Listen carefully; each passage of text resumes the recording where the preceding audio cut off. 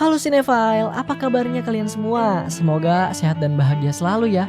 Di video kali ini Movie Rastis mau ngajak kalian berlayar lagi nih buat ngikutin petualangan seru kru topi jerami di dunia penuh misteri, pulau-pulau aneh dan tentu aja harta karun legendaris. One Piece. Yap, kali ini kita bakal ngelanjutin perjalanan dari season sebelumnya di serial live action One Piece. Soalnya petualangan Monkey D. Luffy dan para nakamanya jelas belum selesai. Justru setelah kejadian di season pertama, perjalanan mereka di lautan luas bakal jadi semakin seru. Oh iya, buat kalian yang mungkin belum nonton season satunya atau mungkin mau rewatch dulu buat refresh ingatan, tenang aja. Kalian bisa langsung klik link yang ada di pojok kanan atas karena di sana kami udah ngebahas alur cerita di season pertamanya. Oke, kalau gitu nggak banyak basa-basi lagi. Siapin perbekalan, cari tempat yang nyaman, dan langsung aja yuk Movie Rastis ceritain. Setelah berhasil mengalahkan bajak laut Arlong dan membebaskan desa Kokoyashi, bajak laut topi jerami pun melanjutkan perjalanan mereka menuju Grand Line. Nami sebagai navigator awalnya berniat langsung membawa Going Merry ke jalur air sempit yang dia yakini bisa tembus ke Red Line. Tapi karena perbekalan mereka menipis, mereka mau tidak mau harus mampir ke Logut Town. Meskipun pulau itu merupakan pusat angkatan laut terbesar di East Blue dan tempat paling bersejarah karena di sana adalah tempat kelahiran dan kematian dari Raja Bajak Laut. Set course to Lockdown! Kita kembali ke masa lalu. Sesaat sebelum dieksekusi, sang Raja Bajak Laut Gold D. Roger meminta bantuan untuk yang terakhir kalinya pada Garp untuk mencari, merawat dan menjaga anaknya yang belum lahir. Ya, walaupun Garp adalah musuhnya, tapi Roger percaya bahwa Garp adalah orang yang memiliki rasa keadilan tinggi. Roger yakin Garp gak akan mengeksekusi anaknya hanya karena perintah angkatan laut yang ingin memutus garis keturunannya. Bagi Roger, Garp bukanlah anak yang akan ngebiarin seorang anak menderita hanya karena dosa dari ayahnya. Kembali ke masa sekarang, bajak laut topi jerami akhirnya berhasil tiba di Logut Town. Kemudian mereka pun langsung membagi tugas. Sanji dan Luffy mencari bahan makanan, Nami dan Usopp mencari pakaian, dan Zoro mencari pedang baru untuk mengganti pedang lamanya yang rusak. Di tengah perjalanan, Zoro secara nggak sengaja bertemu seorang wanita muda yang sangat mirip dengan mendiang Kuina. Karena terkejut, Zoro malah jadi salah tingkah nih, dan karena nggak mau berada di situasi canggung, Zoro memilih pergi menghindar. Tapi namanya juga takdir ya kan, mereka malah ketemu lagi di toko pedang. Dan Tashigi secara nggak langsung nyelamatin Zoro dari tipu daya penjual pedang yang tertarik sama Wado Ichimonji-nya. Karena Tashigi ini punya pengetahuan tentang pedang, Zoro minta dia buat milihin pedang untuknya. Bahkan dia melarang Zoro buat ngambil salah satu pedang terkutuk, Sandai Kitetsu. Tapi karena Zoro tertarik sama pedang itu, dia ngetes siapa yang unggul, kutukan pedang itu atau keberuntungannya. Melihat keberaniannya, pemilik toko pun menghadiahinya pedang terbaik yang ada di sana, yaitu Yubashiri. Di sisi lain, Luffy yang lebih tertarik pada tempat eksekusi Raja Bajak Laut diam-diam meninggalkan Sanji yang lagi sibuk. Di tengah pencarian tempat tersebut, dia bertemu seorang wanita yang tiba-tiba mau nganterin dia. Tapi bakas Senchou kita satu ini nggak sadar kalau Bartolomeo punya maksud mengambil hadiah atas kepalanya. Nah, di tempat sepi dia mau memulai rencana jahatnya nih. Namun sebelum itu terjadi, tiba-tiba topi Luffy terbang ke arah seseorang. Bagi yang nyimpen dendam pada Luffy pun berniat membalas dendam. Bahkan dia bersekongkol dengan Alvida untuk menghabisinya. Meskipun sempat memberikan perlawanan, Luffy berhasil ditumbangkan oleh Alvida dan Bartolomeo juga ikut terseret dalam masalah tersebut. Kini Luffy berada di situasi sulit karena Buggy dan Alvida akan mengeksekusinya di tempat Raja Bajak Laut di eksekusi sebelumnya. Kabar tersebut pun sampai ke Smokers, Kapten Angkatan Laut Logut Town, dan tanpa basa-basi dia memerintahkan untuk mengepung area tersebut. Gak cuma Angkatan Laut yang kesana gengs, anggota bajak laut topi jerami pun menuju tempat tersebut untuk menyelamatkan kapten mereka.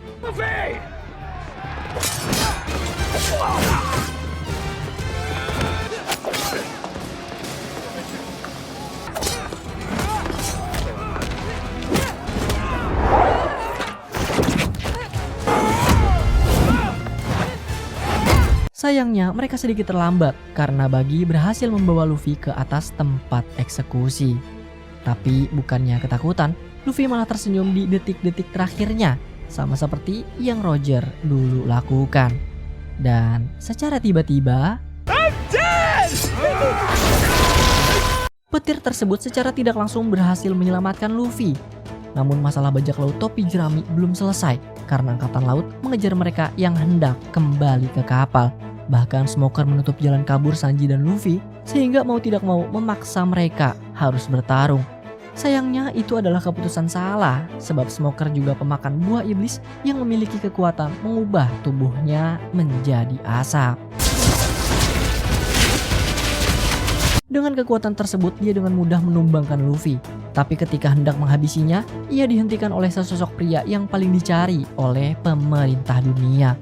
Tindakan tersebut pun secara tidak langsung berhasil membuat Luffy kabur dan berlayar meninggalkan Lockdown.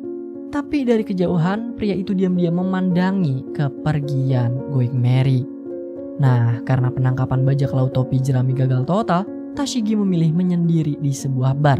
Gak lama berselang, dia dihampiri sesosok wanita cantik yang mengajaknya bergabung ke dalam organisasinya karena tertarik dengan bakat yang dimilikinya.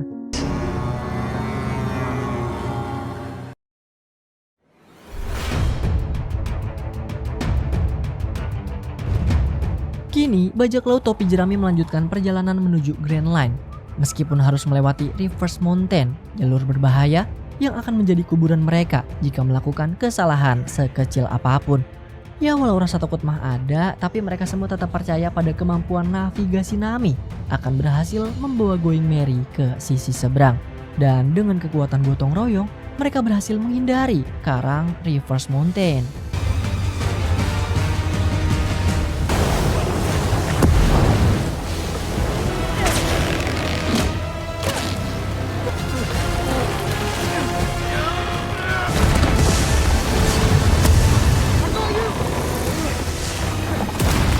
Tapi mereka belum benar-benar selamat gengs, karena di ujung reverse terdapat seekor paus raksasa.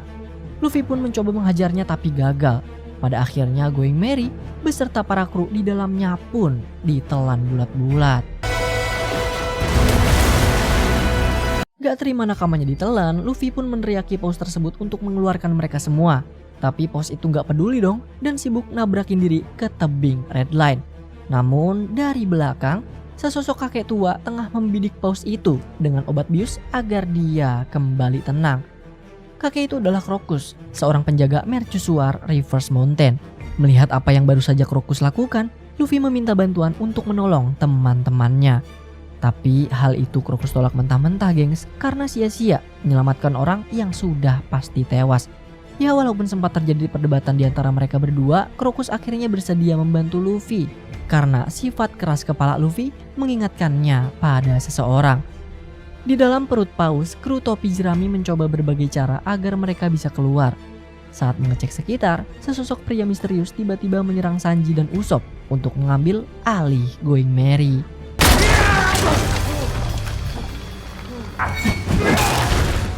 You're pretty skilled. Ternyata nggak cuma kru topi jerami aja yang terjebak di sana. Komplotan pria tadi pun juga menyerang Nami. Tapi pertarungan berlangsung singkat karena temannya sudah berhasil dikalahkan oleh Sanji. Alhasil keduanya pun menjadi tawanan dan terkuaklah kalau mereka berdua adalah anggota dari organisasi kriminal Barkworks. Di luar, sembari mempersiapkan rencana penyelamatan kru bajak laut topi jerami, Crocus memberitahu kenapa dia menembakkan obat bius dan alasan paus itu selalu menabrakkan diri ke Red Line. Jadi dulu paus itu selalu mengikuti kapal milik bajak laut Rumbar. Ia tertarik dengan suara musik dan nyanyian dari kapal itu yang membuatnya tidak lagi merasa kesepian meskipun terpisah dari kelompoknya.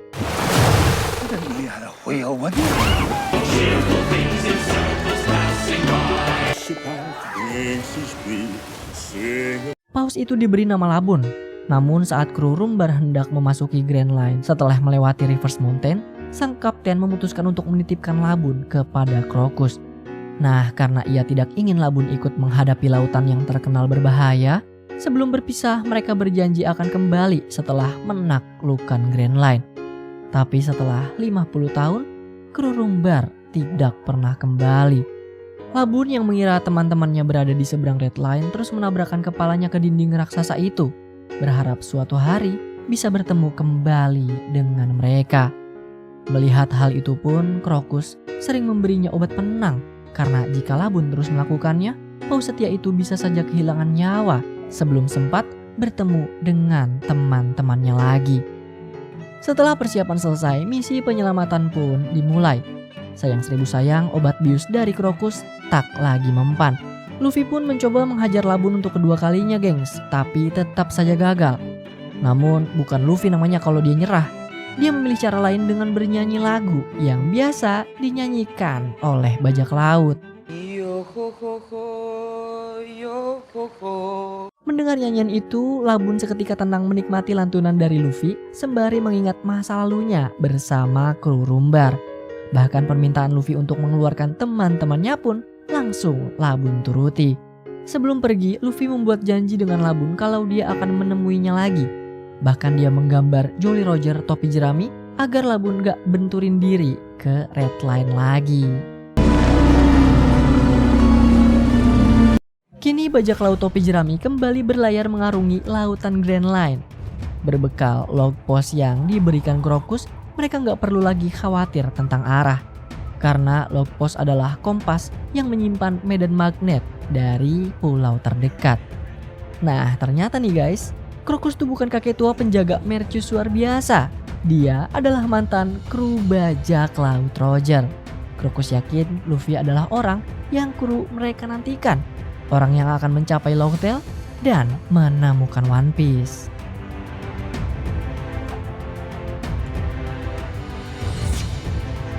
Di dalam kapal, Luffy membebaskan dua anggota Baroque Works yang mereka tawan karena instingnya mengatakan mereka tidak berbahaya. Keduanya pun meninggalkan kapal ketika Going Merry sudah dekat dengan pulau pertama yang mereka tuju. Kini kru topi jerami tiba di Pulau Kaktus. Anehnya penduduk di sana menyambut bajak laut dengan hangat, gak seperti penduduk di pulau-pulau lain. Bahkan wali kota di sana langsung mengadakan pesta perjamuan untuk mereka semua. Nah, ketika yang lainnya terbuai oleh makanan, minuman dan para gadis, hanya Zoro dan Nami yang curiga dengan keanehan kota itu. Dan kecurigaan mereka pun terbukti kalau si wali kota merupakan anggota Baroque Works. Gak cuma itu, semua penduduk di sana adalah pemburu bajak laut di bawah pemerintah Baroque Works. Dan kali ini bajak laut topi jeramilah yang menjadi target incaran mereka, gengs. Sedarakan bahaya, Nami berniat mengamankan Going Merry, sementara Zoro diberi tugas menyadarkan kru lainnya. Dan di saat itu juga terciptalah momen ikonik di mana Zoro berhasil menumbangkan 100 pemburu bajak laut.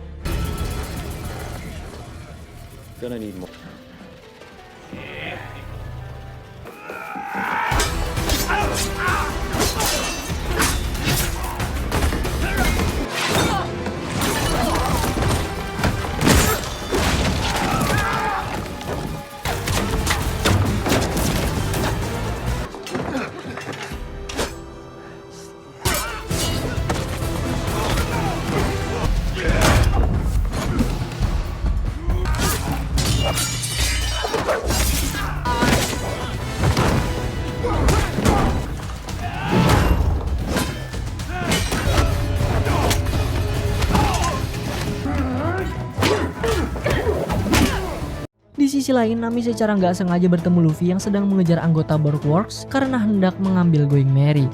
Dan usahanya dari Luffy berhasil, dia bisa memojokkan kedua orang tersebut. Karena sadar nggak bisa ngelawan Luffy dan nggak bisa lari lagi, keduanya pun mengaku terpaksa melakukan semua ini.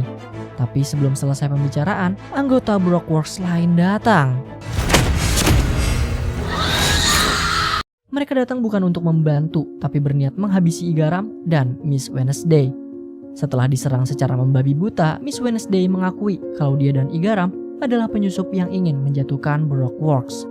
Mereka berasal dari negeri Alabasta, negeri yang berada di ambang kehancuran karena ulah Baroque Works.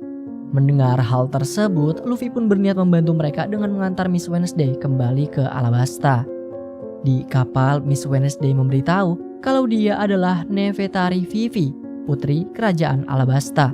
Dia juga membongkar semua informasi Baroque Works termasuk pemimpinnya yaitu Mr. Zero. Tapi sebelum nama aslinya disebut, tiba-tiba bunga berguguran, menandakan kehadiran Miss All Sunday, orang nomor 2 Brockworks.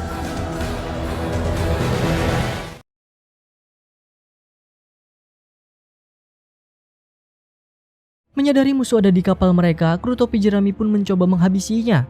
Tapi dengan mudah, Miss All Sunday berhasil membuat mereka tak berkutik. Meski begitu, dia tidak berniat melakukan pertarungan. Dia hanya ingin memberitahu kalau pulau selanjutnya sangat berbahaya. Maka dari itu, dia memberi Eternal Post, alat navigasi yang menunjuk pulau terpencil, sehingga mereka bisa bersembunyi menghindari pulau berbahaya dan kejaran Brockworks. Tapi Luffy yang gak mau perjalanan mereka diatur orang lain, memecahkan Eternal Post tersebut, dan Miss All Sunday pun pergi. Setibanya di Little Garden, mereka memutuskan menjelajahi tempat itu, karena Little Garden tidak tercatat dalam peta manapun. Pulau itu ternyata pulau prasejarah yang berisi hewan purba, bahkan raksasa. How much finesse did it take to get tied up in Whiskey Peak, huh?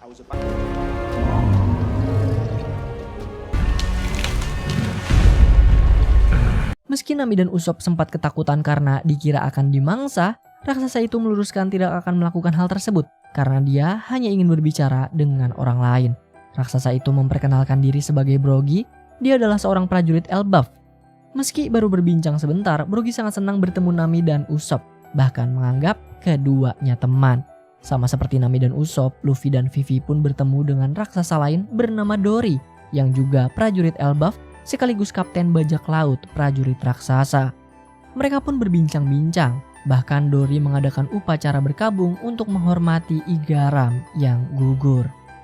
Tapi ketika terdengar dentuman letusan gunung berapi, perbincangan berhenti karena dua raksasa tersebut akan melakukan duel.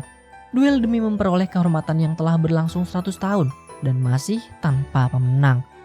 Sebelum bertarung, mereka saling bertukar cawan sebagai bentuk perjanjian untuk berduel secara adil dan terhormat. Setelahnya, pertarungan pun dimulai.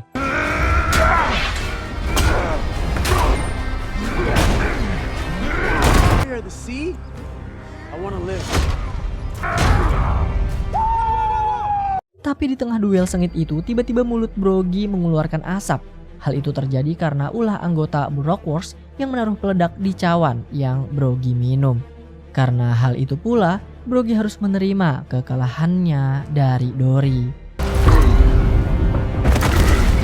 Di sisi lain, Luffy mengejar anggota Brockworks, tapi dia malah bertemu dengan seorang anak kecil yang ternyata dia pun anggota Brockworks, yaitu Miss Golden Week, yang dimana dia memiliki kekuatan hipnotis lewat warna dan lukisan.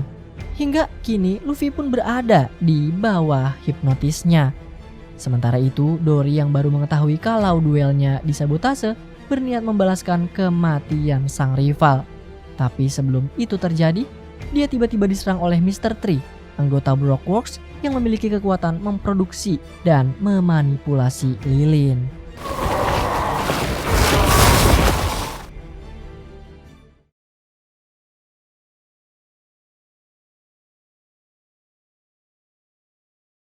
Sama halnya seperti Luffy, Vivi, Nami, Zoro pun berhasil dilumpuhkan oleh Miss Golden Week dan kini mereka bertiga terperangkap di penjara buatan Mr. Tree. Mr. Tree sendiri tengah menyiapkan altar kematian untuk kru bajak laut topi jerami. Mengetahui hal tersebut, Usopp bergegas mencari Luffy. Tapi ketika bertemu dengannya, Luffy sama sekali tidak mempunyai semangat bertarung lantaran masih di bawah pengaruh hipnotis. Usopp pun mengubah rencananya untuk mencari Sanji. Sanji sendiri kini berada di penjara buatan Mr. Tree. Sayangnya dia tidak menemukan siapapun di sana. Yang ada hanya Denden Mushi yang menyambungkannya dengan Mr. Zero. Baru saja keluar, tiba-tiba Miss Friday dan Mr. 13 menyerang Sanji. Mau gak mau, Sanji pun harus meladeni mereka. Mendengar suara keributan, Usopp sadar kalau Sanji pun sedang dalam bahaya dan gak mungkin dia dimintain tolong. Lalu karena semua temannya dalam bahaya, dia pun berteriak kepada siapapun untuk membantunya. Dan suara teriakan Usopp dibalas oleh suara teriakan yang dia kenal. Yaps, ternyata asal suara itu dari Brogy yang ternyata belum tewas, gengs. Brogy pun berniat membantu Usopp menyelamatkan teman-temannya sekaligus membalas orang-orang yang menodai pertarungannya. Tapi saat ini Usopp harus berjuang sendiri sebab Brogy harus mengumpulkan kekuatannya terlebih dahulu. Hal pertama yang Usopp lakukan adalah kembali menyelamatkan Luffy. Dan hokinya dia juga bikin Miss Golden Week terhipnotis karena wajahnya terkena cat miliknya sendiri. Luffy dan Usopp pun bergegas menuju altar kematian Mr. Tree untuk menyelamatkan ketiga temannya. Karena Mr. Tree kabur, Luffy mencoba mengejarnya dan membiarkan Usopp menghadapi Mr. Five juga Miss Valentine. Sadar kalah jumlah, Usopp menantang Miss Valentine untuk berduel secara adil seperti yang dilakukan prajurit Elbaf. Nah, gak tahu ini rencana matang Usopp apa emang pure hoki dia banyak ya gengs. Pertarungan mereka berdua membuat lilin keras Mr. Tree pecah dan membebaskan ketiga temannya. So, tanpa basa-basi, mereka semua pun melancarkan serangan balasan.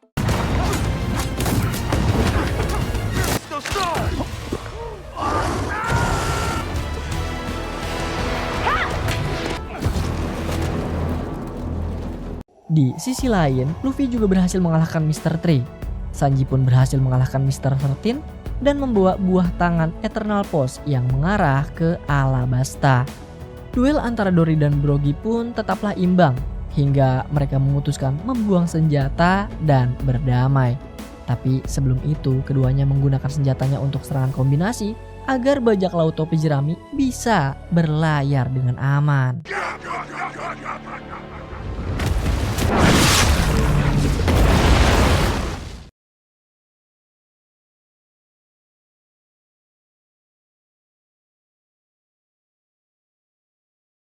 Meskipun saat ini kru topi jerami harus segera mencapai Alabasta, tetapi mereka terpaksa harus singgah di pulau terdekat karena kondisi kesehatan Nami yang menurun.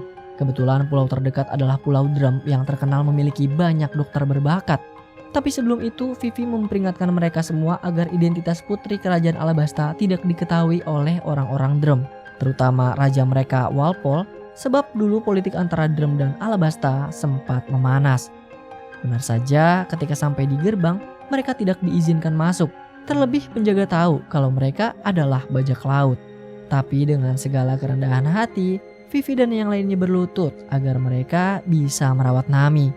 Nah, karena tindakan itu pun Kapten Garda Sipil mengizinkan mereka masuk, gengs. Come with me. Sebagai penanggung jawab, Dalton selaku kapten meminta maaf atas apa yang baru saja terjadi. Sebab seluruh penduduk memiliki trauma pada orang asing, terutama bajak laut. Karena kerajaan ini pernah ditindas oleh bajak laut Kurohige, yang sialnya raja mereka sama sekali nggak ngelawan dan malah melarikan diri meninggalkan rakyat yang menderita. Dalton juga memberitahu saat ini hanya tersisa satu dokter, dan jika mau menemuinya, mereka harus memanjat gunung yang terdapat kastil di dalamnya. Nah, karena nggak punya pilihan lain, Luffy dan Sanji pun memanjat gunung tersebut. Meskipun jatuh bangun mendaki gunung itu, Luffy berhasil membawa mereka ke puncak, tepat sebelum dirinya pingsan. Ketika sadar, mereka bertiga sudah berada di dalam kastil dan mendapat perawatan. Tapi tiba-tiba, Nami dikejutkan oleh seekor rusa yang berjalan dengan dua kaki. Saat disapa, rusa tersebut malah ketakutan dan mencoba bersembunyi.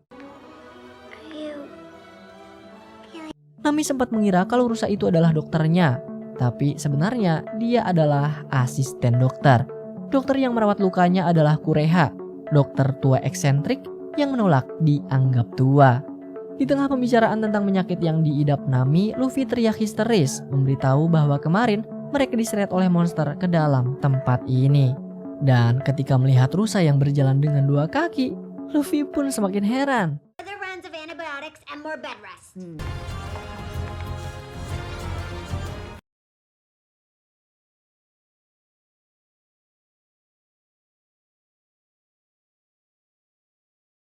Kita kembali ke masa lalu untuk mengungkap kisah si rusa kecil berhidung biru.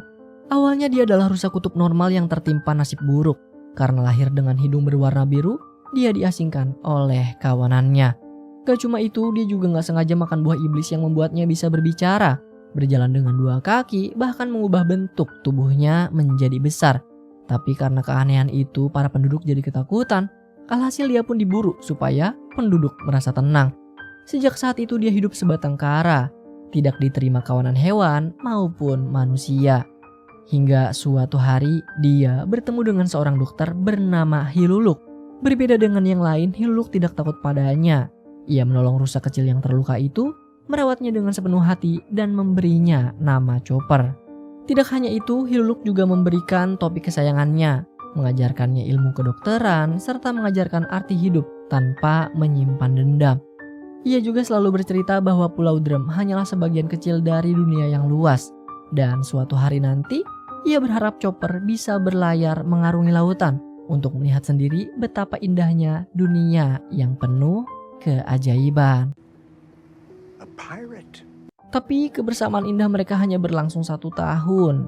Tiba-tiba Hiluluk mengusir Chopper karena menganggap dia sudah bisa hidup mandiri. Namun itu hanyalah alasan yang dibuat-buat, gengs. Kenyataannya umur Hiluluk sudah di ujung tanduk karena penyakit yang diderita. Ia tidak ingin Chopper melihat dirinya meninggal karena ia tahu rusa kecil itu tidak akan sanggup kehilangan satu-satunya orang yang pernah menerimanya. Walaupun tubuhnya lemah, Hiluluk berniat mencari jamur penyembuh segala penyakit agar bisa menyelesaikan mahakaryanya. Tapi Kureha menegaskan kalau jamur itu tidak ada. Kalaupun ada, tidak ada yang bisa kembali hidup-hidup dari lembah kematian. Namun tanpa keduanya sadari, Chopper mendengar semua percakapan itu. Beberapa hari berlalu, akhirnya Hiluluk berhasil menyelesaikan mahakaryanya, sebuah ramuan khusus yang bisa menciptakan bunga sakura di tengah salju. Keberhasilan itu pun membuatnya bahagia, bahkan memanggil-manggil Chopper untuk menunjukkan hasilnya. Chopper! Chop! Sayangnya, Chopper sudah tidak ada di sisinya, dan kebahagiaan perlahan berubah jadi kesedihan. Namun tiba-tiba Chopper datang dengan tubuh terluka parah sembari menggenggam jamur penyembuh segala penyakit. Melihat itu pun Hilulu merasa tersentuh. Walaupun sempat berpisah, akhirnya mereka berdua bersama kembali lagi.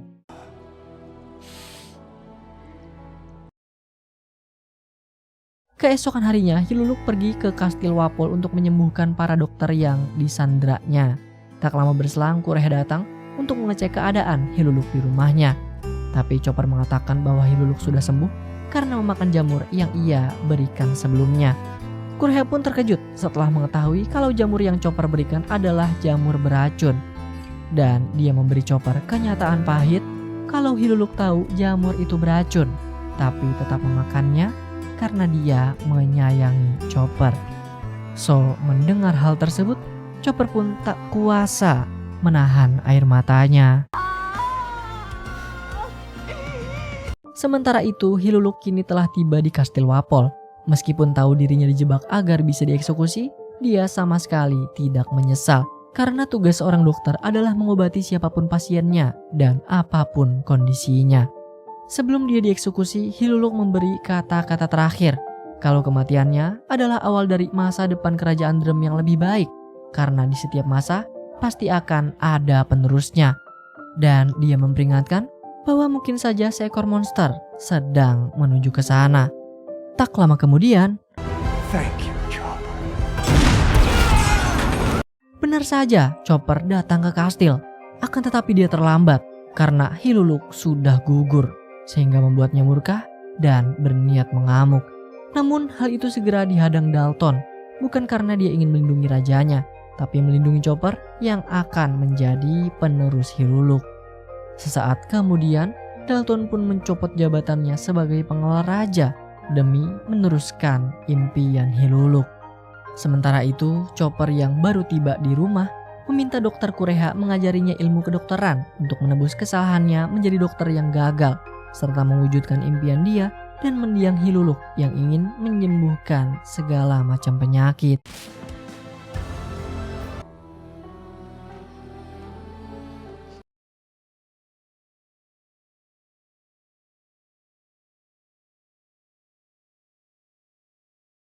Kembali ke masa sekarang, mengetahui Kurohige sudah meninggalkan Pulau Drum, Raja Wapol berniat mengambil alih tahtanya lagi. Bahkan serangan orang pertama yang dia incar adalah Dalton, orang yang pernah mengkhianatinya. Berbeda dengan sebelumnya yang lemah, kini Wapol nggak bisa dianggap remeh karena dia pemakan buah iblis yang bisa membuat senjata logam termasuk pasukan logam.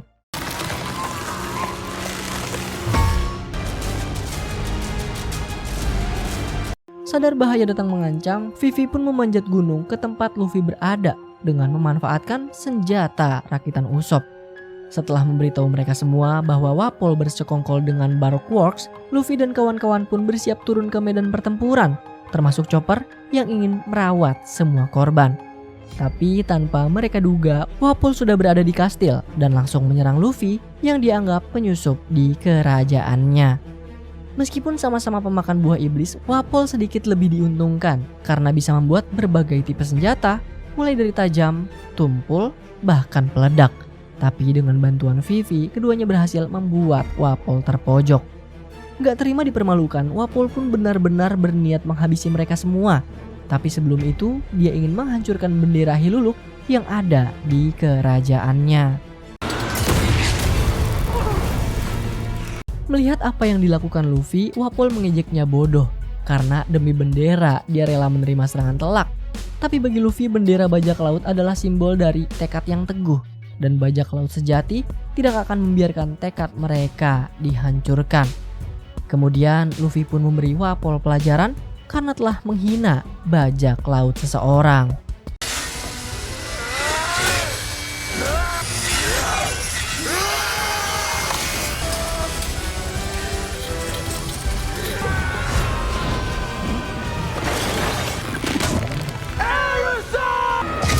Serangan kombinasi itu tidak hanya berhasil mengalahkan Wapol, tapi juga mengalahkan pasukan logam Wapol yang menyerang para penduduk pulau.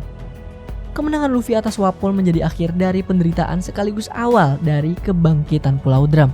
Maka dari itu Dalton mewakili seluruh penduduk mengucapkan terima kasih karena telah menyelamatkan tempat yang mereka cintai.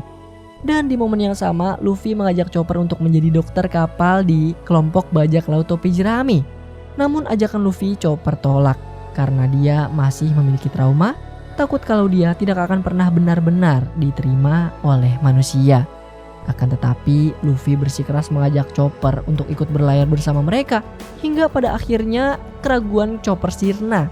Ia memberanikan diri untuk melawan rasa takutnya dan bergabung ke kelompok bajak laut topi jerami.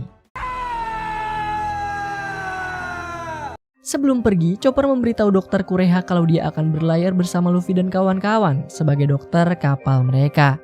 Namun bukannya memberikan pelukan hangat sebagai salam perpisahan, Dokter Kureha malah melempar kalimat kejam bahwa keputusan yang Chopper buat adalah kesalahan besar karena ia yakin Chopper tidak akan bisa bertahan di lautan dan terus menghina mimpi bodohnya. Tapi tekad Chopper sudah bulat untuk mengarungi lautan. Ia pun melangkah pergi meninggalkan Dokter Kureha sendirian dan membawa kru topi jerami menuju Going Merry dengan kereta luncurnya.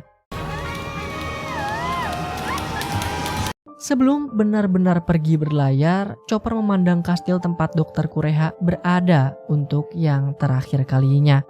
Tempat itu bukan hanya rumah baginya, tapi juga tempat di mana ia belajar tentang kehidupan, tentang kedokteran, dan tentang arti memiliki seseorang yang peduli padanya. Tapi secara tiba-tiba, suara ledakan meriam terdengar dari arah kastil. Langit yang semula gelap oleh salju perlahan berubah. Dari atas kastil, bunga-bunga sakura berwarna merah muda mulai bermekaran dan berguguran memenuhi langit Pulau Drum. Pemandangan yang mustahil itu membuat semua orang terpukau. Ternyata itulah mahakarya terakhir Hiluluk, ramuan yang mampu menciptakan bunga sakura di tengah musim dingin. Melalui pemandangan itu, Kureha seolah ingin menunjukkan pesan mendiang Hiluluk kepada Chopper dan kepada seluruh penduduk pulau bahwa tidak ada yang benar-benar mustahil di dunia ini. Selama kita tidak menyerah, keajaiban selalu punya cara untuk mekar, bahkan di tengah salju yang paling dingin sekalipun. Very interesting one indeed. Nah, sekianlah alur cerita One Piece live action season 2, gengs. Wah, menurut Movie Rasti sih untuk season 2 ini bagus banget. Kemiripan karakternya, efeknya, pokoknya terbaik lah.